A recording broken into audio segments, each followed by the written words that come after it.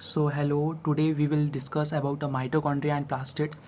Previous videos में हम लोग ने हमारा जो introduction of a cell and then plasma membrane, cell wall, nucleus में prokaryotic and eukaryotic, plant cell, animal cell का डिफरेंस बिटवीन, एंड ये सारी चीज़ें हम लोग ने पार्ट 6 तक हम लोग ने कवर किया है। And this is our part 7 of a fundamental unit of life. So let's talk about a mitochondria. तो mitochondria are known as a power house of the cell, जो हम लोग जानते ही हैं।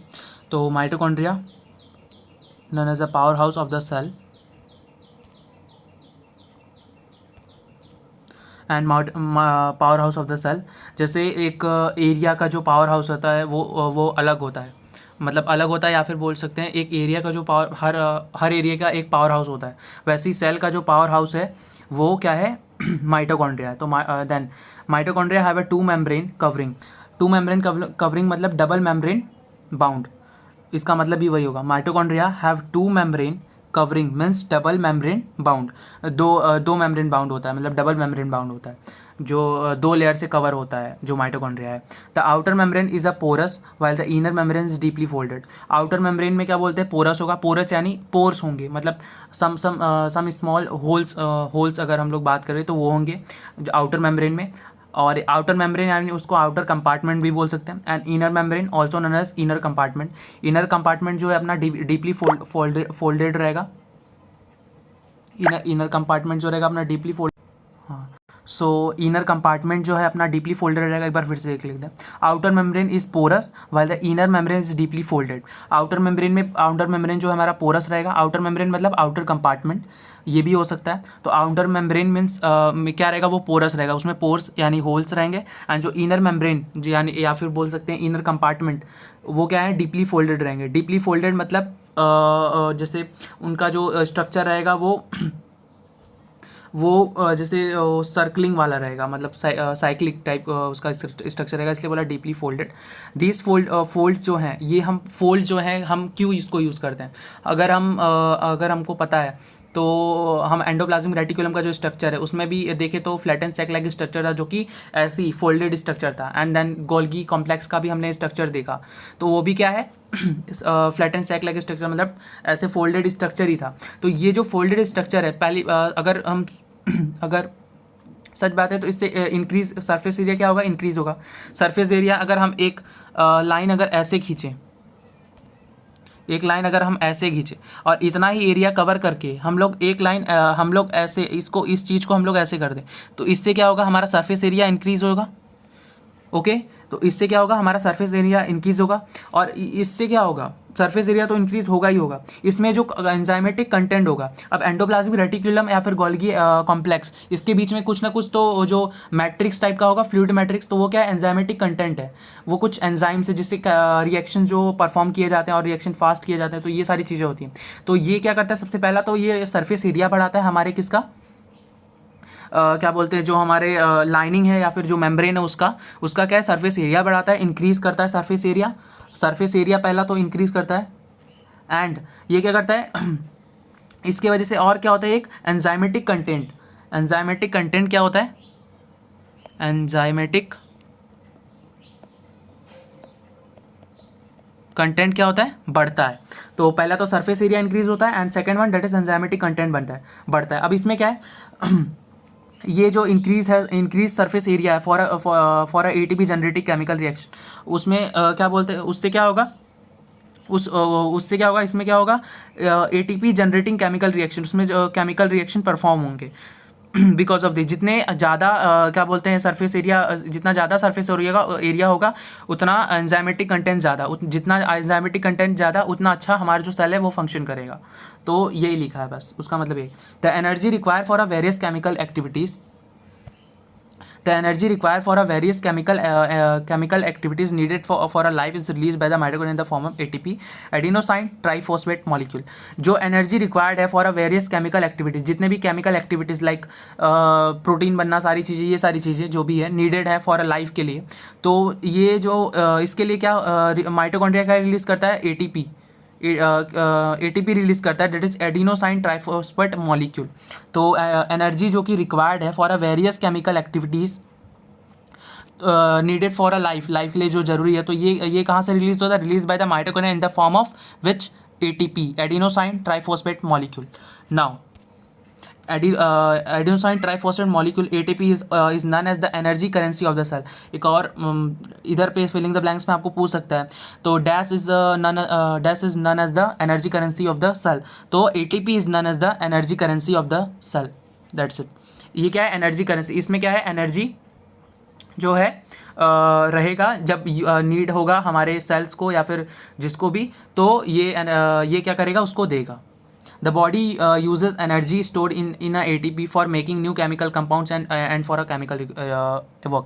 जो बॉडी यूज़ करता है एनर्जी वो किस फॉर्म में स्टोर्ड रहेगा? ATP के फॉर्म में स्टोर्ड रहता है for making new chemical compounds. कोई भी केमिकल कंपाउंड, नया केमिकल कंपाउंड बनाने के लिए या फिर मैकेनिकल वर्क्स के लिए। मैकेनिकल वर्क जो भी हम काम करते हैं उसमें भी हमारा जो एनर्जी यूज़ होता है तो वो किस फॉर्म में हमारे बॉडी में स्टोर्ड रहता है? ATP के फॉर्म में। तो न्यू केमिकल कंपाउंड बनाने में भी हेल्प होगी एंड मैकेनिकल वर्क्स को सपोर्ट भी करेगा। Now mitochondria are a strange organelle. Why? इधर पे पूछ सकता है, जैसे ये क्वेश्चन भी आपको पूछ सकता है, बट ये NCERT में क्वेश्चन नहीं है, ना ही आपको इंटेक्स क्वेश्चन में मिलेगा, ना ही आपको NCERT क्वेश्चन में मिलेगा, बट ये क्वेश्चन बन सकता है। Mitochondria are a strange organelle. Why? तो ये ऐसे पूछ सकता है। तो आप लिख सकते हो in the sense that they have their own DNA and ribosome. तो ये बहुत मेजर है, मतलब ये सिर्फ आपको हर ऑर्गेनल में नहीं मिलेगा, ये सिर्फ माइटोकॉन्ड्रिया एंड प्लास्टिड में मिलेगा। आगे हम प्लास्टिड भी देखेंगे, उसमें भी यही है। तो माइटोकॉन्ड्रिया क्या है? एक स्ट्रेंज ऑर्गेनल है। Why? Because they have their own DNA and ribosome. They strange है because they have their own DNA and ribosome. therefore mitochondria are able to make some of their protein। that's why mitochondria जो है are able to make some of their protein. अब DNA है and ribosome है। Ribosome का अगर हमको function, अगर मैंने पहले भी बताया, राइबोसोम का फंक्शन क्या होता है? प्रोटीन बनाना। तो इसकी वजह से क्या करेगा वो माइटोकॉन्ड्रिया क्या है? Are able to make some of their protein. वो क्या करेगा? अपना जो कुछ प्रोटीन जो है वो अपना बना सकता है क्योंकि उसके पास राइबोसोम है। So that's this is the structure of the mitochondria. ये क्या है? लॉन्गिट्यूडनल स्ट्रक्चर है। लॉन्गिट्यूडनल मतलब ऊपर से जो है कट किया है ऐसा। तो इसमें क्या है? जैसे outer membrane and inner membrane, और उसके बीच में क्या है? ये उसके बीच में डेट इज आउटर मेम्ब्रेन है ये। देन ये इनर मेम्ब्रेन है अंदर वाला। आउटर मेम्ब्रेन कैसा होगा? पोरस लाइक होगा। इनर मेम्ब्रेन कैसा होगा? डीपली फोल्डेड होगा। फोल्डेड है, आपको दिख रहा है। ये रहा फोल्डेड, इसके ये ऐसा फोल्डेड है, ये रहा ऐसा फोल्डेड है, फोल्डेड दिख रहा है आपको। बिकॉज ऑफ द क्या करने के लिए?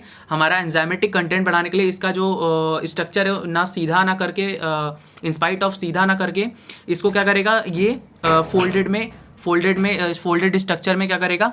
बना देंगे, जिसकी वजह से एंजाइमेटिक कंटेंट बढ़ जाता है और केमिकल रिएक्शन जो है फास्ट होती हैं और अच्छे से होती हैं। So that's why. और इसके जो फोल्डिंग को क्या कहेंगे?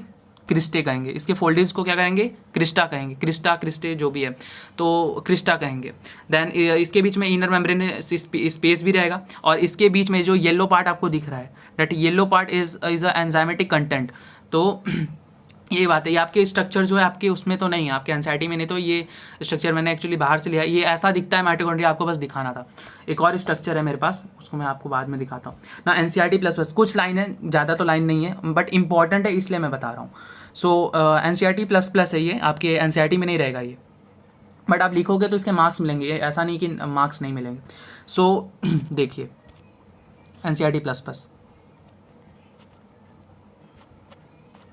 So the matrix also possesses single circular DNA molecule, a few RNA molecule, ribosome and the components required for the protein synthesis।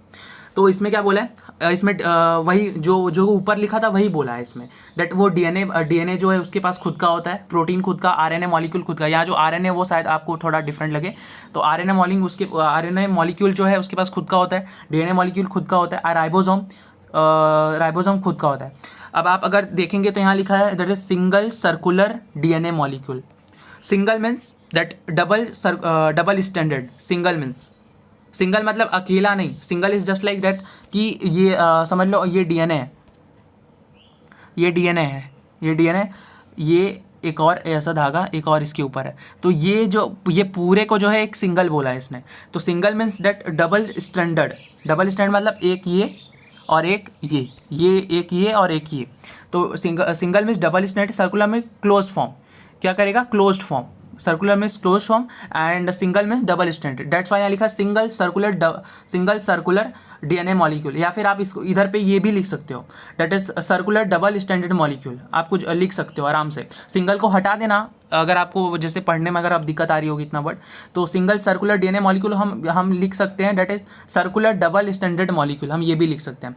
तो पहला तो ये डीएनए इसका खुद का होगा, देन आरएनए इसका खुद का होगा, एंड राइबोसोम जो है, राइबोसोम इसका जो है इसके पास खुद का रहता है, डेट्स वाई तो वो proteins are able to make protein. तो इसी वजह से अब राइबोसोम जो एक होता है 70S, एक होता है 80S। अगर आपको थोड़ा सा आपने कहीं यहाँ वहाँ देख लिया होगा, कुछ अगर मीम्स भी बन रहे हैं एक्चुअली इस पे, तो डेट इज़ 70S जो अगर आपको नहीं पता है तो ये जो है 50S एंड 40S को लेके बनता है 70S। एंड ये कोई प्लस वाला मैकेनिज्म नहीं है इसमें, प्लस हम लोग नहीं देखते हैं इसमें।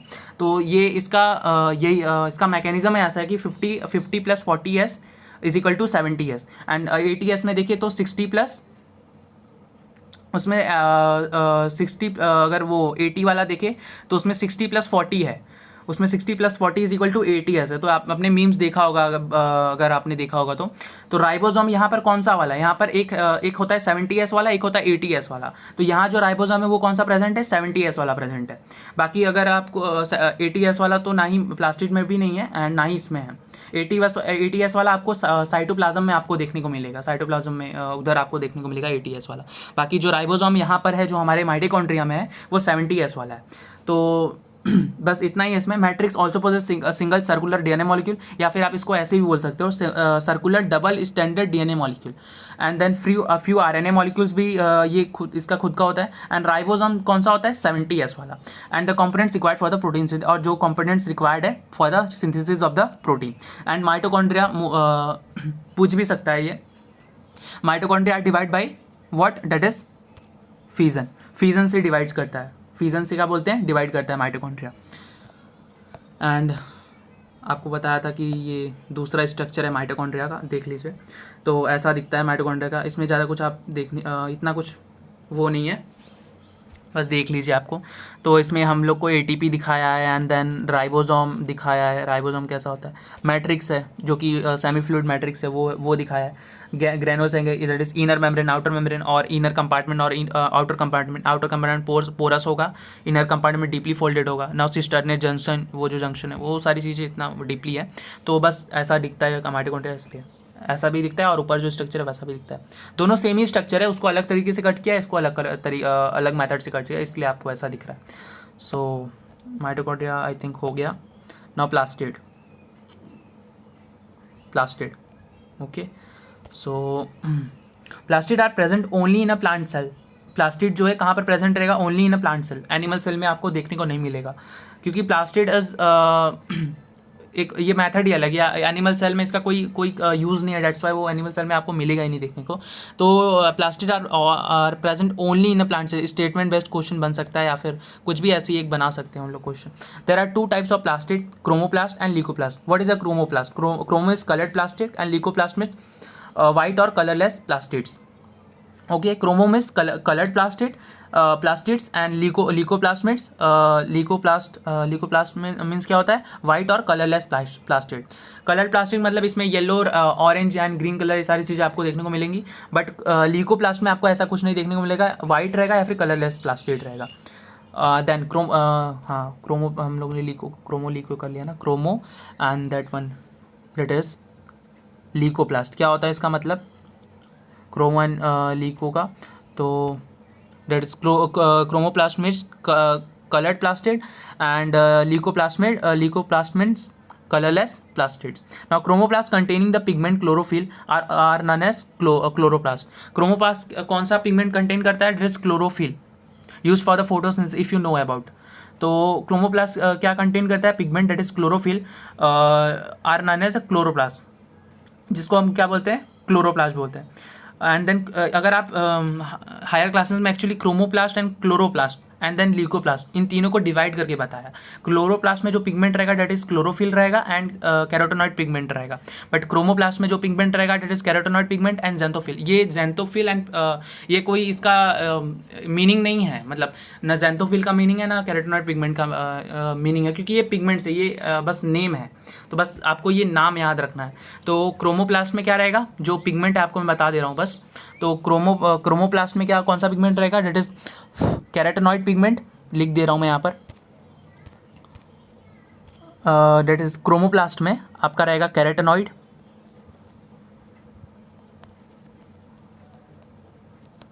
कैरोटेनॉइड पिगमेंट रहेगा, and one more thing that is xanthophyll,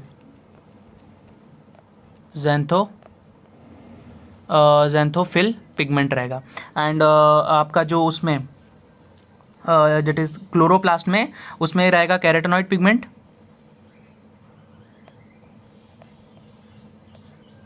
and one more thing that is chlorophyll.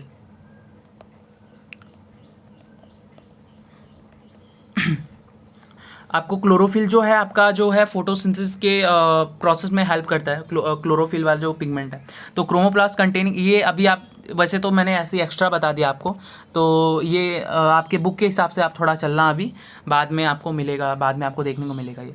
Then chromoplast containing the pigment that is chlorophyll, जिसे हम क्या बोलते हैं, chloroplast. Now chloroplast are important for the photosynthesis in the plant. ये जैसे कि मैंने आपको बताया था, chloroplast are important for the photosynthesis in a plant. Now chloroplasts are also contain various yellow और orange pigments in the addition to chlorophyll. Yellow और orange pigment जो है आपका क्रोमोप्लास्ट का पिगमेंट है, एंड क्लोरोप्लास्ट का पिगमेंट क्या है, क्लोरोफिल पिगमेंट है। कैरोटेनॉइड की बात नहीं की है, ना ही ज़ैंथोफिल की बात की है। ज़ैंथोफिल में जो पिगमेंट्स आते हैं वो यही है, ये जो येलो ऑरेंज आपका लिखा है ना पिगमेंट्स, यही आते हैं ज़ैंथोफिल में पिगमेंट, ज़ैंथोफिल के ही पिगमेंट है, येलो एंड ऑरेंज। एंड जो आपका कैरोटेनॉइड पिगमेंट है वो इनके साथ रहेगा, और क्लोरोफिल जो पिगमेंट है वो किसका है, क्लोरोप्लास्ट का है। तो फिलहाल आप एनसीईआरटी से चलिए, जो कि इसमें लिखा है क्लोरोप्लास्ट, आप लिख सकते हो अगर आपको लिखना है, तो ये गलत नहीं है जो मैं बता रहा हूँ, ये गलत चीज़ें नहीं, बस आपके एनसीईआरटी में अभी नहीं है। आपके एनसीईआरटी में क्रोमोप्लास्ट एंड क्लोरोप्लास्ट दोनों को मर्ज कर दिया है, बट हायर क्लासेस में इनको जो है सेपरेट करेंगे। तो chloroplast also contain a various yellow और orange pigment in addition to chlorophyll. आप कंफ्यूज मत होना, आपके बुक में जो लिखा है आप वो भी लिख सकते हैं, बाकी अगर मैं आपको जो बता रहा हूँ अगर आपको समझ में आ रहा है तो आप वो भी लिख सकते हैं। That chromoplast contain carotenoid xanthophyll pigment, xanthophyll pigment क्या आएंगे, येलो एंड ऑरेंज पिगमेंट आएंगे, एंड क्लोरोप्लास्ट में क्या है, that is your carotenoid and chlorophyll pigment. आप ऐसे सेपरेट करके लिख सकते हैं, तो इसमें कोई वैसे तो मैंने ईजी बात बोली है, इतना कुछ घुमा के नहीं बोला है, तो आपको पता चल जाना चाहिए। बाकी मैं हाईलाइट कर दे रहा हूँ, that is your chromoplast pigment here, that is कहाँ है आपका yellow and orange pigment, and your chloroplast pigment that is chlorophyll. Carotenoid pigment दोनों के साथ जुड़ा रहेगा, क्लोरोप्लास्ट के साथ भी और क्रोमोप्लास्ट के साथ भी। Now leucoplast are primarily organelle in which material such as starch, oil and protein. इनको हम एक स्पेसिफिक नेम देंगे, स्टार्च वालों को एंड ऑयल वाले को एंड प्रोटीन वाले को। हम मैंने लिखा है, एक लाइन्स मैंने लिखा है जो कि एनसीईआरटी प्लस में, तो आगे जाके हम इसको नाम देंगे, आप लिख सकते हो। आपको मतलब जितना अच्छा आप अगर एग्जाम में लिखोगे आपको उतने अच्छे मार्क्स मिलेंगे। तो थोड़ा सा एक्स्ट्रा है, ज़्यादा एक्स्ट्रा नहीं है, और इतने तो आप कवर कर सकते हो।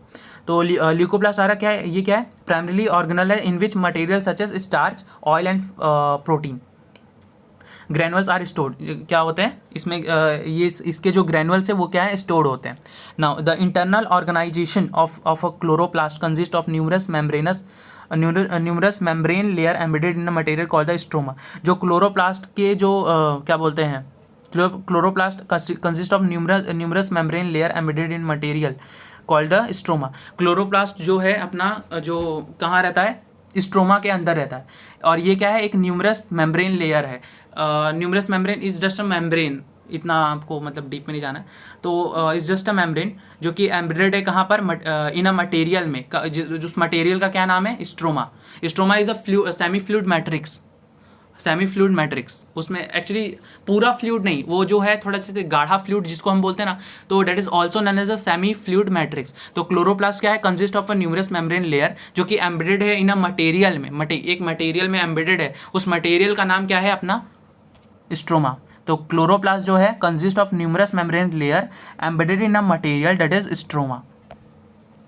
These are similar to mitochondria in external structure. और ये इनका जो स्ट्रक्चर है वो एक्सटर्नल स्ट्रक्चर है वो क्या है, सिमिलर है, मतलब होमोलॉगी है. Homology is just like anatomical structure same होता है बट फंक्शन डिफरेंट होता है ना. तो हम यहाँ पर देखो एक जो है हम एडवांस लाइन हम लोग यहाँ पर लिख सकते हैं इसके भी साइड में. तो these are a similar to mitochondria in external structure. अब एक्सटर्नल स्ट्रक्चर जो है, अगर आपको होमोलॉगस ऑर्गन्स अगर पता होंगे, एक्चुअली अभी फिलहाल तो नहीं आएगा, वो 10th में होता है. तो होमोलॉगस का जो मतलब होता है वो आपको मैं बता दे रहा हूँ. तो होमो मीन्स सेम होता है एंड होमो का मतलब क्या होता है, सेम होता है. तो ऐसा जो ऑर्गेनिज्म या फिर ऐसा जो कुछ जो भी है, अगर जो भी ऑर्गेनिज्म हो चाहे और कुछ भी हो, तो उसका जो एनाटॉमिकल स्ट्रक्चर मतलब आउटर एम्पेरियंस जो अगर सेम है बट उसका फंक्शन डिफरेंट है, तो वो होमोलॉगस में आता है. तो इसलिए मैंने बोला कि mitochondria is homology to the क्या बोलते हैं, प्लास्टिड और क्लोरोप्लास्ट. हम लोग इसको क्लोरोप्लास्ट भी बोल सकते हैं इसको जो है. तो mitochondria is a homology to the chloroplast, इसलिए मैंने बोला होमोलॉगी इसलिए यूज़ किया. उसका क्या है, एक्सटर्नल स्ट्रक्चर क्या है, क्या बोलते हैं, सेम है बट फंक्शन डिफरेंट है, क्योंकि माइटोकॉन्ड्रिया अलग फंक्शन कर रहा है एंड क्लोरोप्लास्ट जो हमारा अलग फंक्शन कर रहा है. आप कंफ्यूज मत होना, क्लोरोप्लास्ट एंड प्लास्टिड का ही स्ट्रक्चर है, इसलिए मैं एक ही बोल दे रहा हूँ ऐसा, क्लोरोप्लास्ट भी. तो इधर लिखा है, these are similar to the mitochondria and external structure. Mitochondria and chloroplast का स्ट्रक्चर जो है, एक्सटर्नल स्ट्रक्चर जो है वो क्या है, सेम है. मतलब mitochondria homology to the plastid और chloroplast. Like the mitochondria, plastid also have their own DNA and ribosome. Like a mitochondria के जैसा प्लास्टिड जो है have their own DNA and ribosome. इसके पास भी अपना own DNA रहेगा एंड राइबोसोम रहेगा. ये रहा आपका जो है क्लोरोप्लास्ट का स्ट्रक्चर. ये आपका क्लोरोप्लास्ट का स्ट्रक्चर. इधर भी आउटर मेम्ब्रेन आपको देखने को मिल जाएगा एंड देन इनर मेम्ब्रेन रहेगा एंड बाकी आप छोड़ दीजिए, आपके बुक में नहीं है. स्ट्रोमा आप देख लीजिए क्या है. स्ट्रोमा जो है इसके अंदर जो फ्लूइड जो है उसको बोलते हैं स्ट्रोमा बोलते हैं. तो बस ये जो फ्लूइड खाली स्पेस में है इसको बोलते हैं स्ट्रोमा. नाउ एनसीईआरटी प्लस में से कुछ ही लाइन्स है, ज़्यादा नहीं है, मतलब ईजी लाइन्स हैं, आपको समझ में आ जाएगा. तो पहला तो मैं आपको बताना चाहता हूँ कि plastid are found in plant cell में, तो आपकी बुक में दिया है, वो आपके लाइन में है. And in euglenoids. यूग्लिनॉइड्स का आपका स्ट्रक्चर मैं दिखाऊंगा अभी मैं दिखाऊंगा आपको यूग्लिनॉइड्स का स्ट्रक्चर. तो ये क्या है, अपना प्लास्टिड जो है अपना प्लांट सेल में भी पाया जाता है एंड यूग्लिनॉइड्स जो यूग्लिनॉइड्स हैं वो भी इसी में आते हैं, प्लास्टिड में ही आते हैं. तो इसलिए बोला इधर पे plastid are found in all plant cells में और यूग्लिनॉइड्स में भी फाउंड होता है. प्लांट सेल में पाया जाता है एंड यूग्लिनॉइड्स में भी पाया जाता है. यूग्लिनॉइड्स का स्ट्रक्चर मैं अभी आपको आगे दिखाऊंगा. नाउ एमाइलोप्लास्ट स्टोर कार्बोहाइड्रेट और स्टार्च डेट इज एलियो. एमाइलोप्लास्ट क्या करता है, उसमें क्या होता है, जैसे मैंने आपको बताया था ना कि इसको हम लोग एक टर्म देंगे, तो वो टर्म क्या है, जो स्टार्च का है, स्टार्च का टर्म क्या है, स्टार्च का टर्म है एमाइलोप्लास्ट. स्टार्च का टर्म क्या है, एमाइलोप्लास्ट. और उसका एग्जाम्पल क्या है, एग्जाम्पल इज पोटैटो. एंड जो अपना ऑयल का जो है, ऑयल एंड फ्लैट दोनों एक ही चीज़ है. ऑयल एंड फैट जो है दोनों एक ही चीज़ है. तो उसको भी हम एक डिफरेंट नाम देते हैं, डेट इज एलियोप्लास्ट. हम लोग एक इसको टर्म दिया. And last one that is वह प्रोटीन. तो प्रोटीन को हमने एक टर्म दिया, डेट इज एलियोप्लास्ट. अगर आप इसको लिखेंगे तो आपका जो इम्पैक्ट है वो तो अच्छा पड़ेगा, क्योंकि आपने एक टर्म दिया है. आपकी बुक में बस स्टार्च, ऑयल एंड क्या बोलते हैं प्रोटीन लिखा है, बट आपने उसको एक टर्म दिया है, that is amyloplast and elaioplast and elaioplast. ये बहुत हार्ड थिंग तो नहीं है, आपको अगर याद नहीं होगा, ये तो ईजी थिंग है, आपको ईजिली याद भी हो जाएगा. That is amyloplast, elaioplast and elaioplast. बस इतना ही आप याद रखो, बाकी आपको इतना सोचने की जरूरत नहीं है. स्टार्च को हमने एक टर्म दिया, that is amyloplast. And fat and oil को एक टर्म दिया, that is elaioplast. And protein को एक टर्म दिया, डेट इज एलियोप्लास्ट. बस और कुछ नहीं. नाउ लास्ट लाइन क्या करिए, the ribosome of the chloroplast are smaller 70s. 70s क्या होता है, स्मॉलर होता है. लार्जर क्या होता है, 80s होता है. So the ribosome of the chloroplast क्या है, इसका भी क्या है, सेम है, दैट इज स्मॉलर 70s है. बट साइटोप्लाज्मिक का क्या है, राइबोसोम 80s है. जैसा कि मैंने आपको ऊपर बताया था, जो क्लोरोप्लास्ट या फिर प्लास्टिड और जो माइटोकॉन्ड्रिया का है उसका जो राइबोसोम है वो 70S रहेगा, एंड साइटोप्लाज्मिक राइबोसोम क्या है 80S रहेगा, और 70S भी इसमें फ्लोट करते रहेंगे। बाकी जो ये है आपका एक और आपको और स्ट्रक्चर दिखा दूँ, बाकी आपको मैंने ऊपर प्लास्टिक का स्ट्रक्चर दिखाया था, ये भी एक और स्ट्रक्चर है, इसमें भी आउटर मेम्ब्रेन दिख रहे हैं हमें, एंड दैट इज़ ये सॉरी ये वाला इनर, ये भी आउटर मेम्ब्रेन है। इनर मेम्ब्रेन एक्चुअली यहाँ शो नहीं किया है, तो यहाँ पर है, उसके अंदर जो है इनर मेम्ब्रेन है ना। इसमें आपको स्ट्रोमा भी देखने को मिल जाएगा, ये जो एंजाइमेटिक कंटेंट है ये स्ट्रोमा, राइबोसोम रहेंगे, मिलेंगे आपको, डीएनए भी मिलेंगे, डीएनए इसमें ऐसा दिखेगा, ये रहा। सो ये रहा ना, ये रहा आपका यूग्लिनॉइड्स का स्ट्रक्चर, ऐसा दिखता है आपका यूग्लिनॉइड्स। ये आपका यूग्लिना भी बोल सकते हैं इसको, यूग्लिना भी बोल सकते हैं, ऐसा दिखता है आपका यूग्लिना। अगर आपको और डिटेल में देखना है तो ये रहा, that is diagram of A Euglena, this is your diagram of a Euglena. सब आपको दिख जाएगा इसमें, Golgi apparatus and plus chloroplast जो कि यूग्लिना में पाया जाता है वो भी दिख जाएगा आपको इसमें, यहीं पे होगा कहीं पे, ये रहा क्लोरोप्लास्ट। तो जैसा कि ऊपर लिखा था कि यूग्लिना में भी क्लोरोप्लास्ट दिखेगा आपको, तो ये रहा क्लोरोप्लास्ट, एंड देन न्यूक्लियोलस है बीच में, न्यूक्लियस के अंदर रहता है न्यूक्लियोलस, देन न्यूक्लियस रहेगा इसमें, एंड गोल्गी apparatus भी है इसमें, सारी चीज़ें हैं, Golgi apparatus, mitochondria, endoplasmic reticulum and stored carbohydrates, protein, ये सारी चीज़ें ना। ये तो आगे के छोड़ दीजिए इसको, स्टिग्मा और इसके ना, कॉन्ट्रेक्टाइल वैक्यूल भी रहेंगे इसमें, न्यूक्लियोलस रहेगा, न्यूक्लियस रहेगा, ये सारी चीज़ें। तो that's all for today, and अब हमारा ज़्यादा कुछ टॉपिक बचा नहीं है, वैक्यूल बचा है, and last one is mitosis, meiosis, यही सारी चीज़ें बस बचे हैं, सेल डिवीज़न बचा है लास्ट वाला, तो छोटा सा टॉपिक है सेल डिवीज़न, उसमें आपको कुछ इतना डिटेल में नहीं दिया है, माइटोसिस एंड मियोसिस ही बताया है, एंड बस आपका वैक्यूल बच गया एंड सेल डिवीज़न बच गया इस चैप्टर में। सो अगर वीडियोज़ अगर आपको पसंद आ रहे हैं तो don't and comment below, and बाकी आपका नोट्स चाहिए, नोट्स भी हैं अवेलेबल मेरे पास, तो अगर नोट्स चाहिए तो आप उसके लिए भी आप कमेंट में बता सकते हैं। So thank you.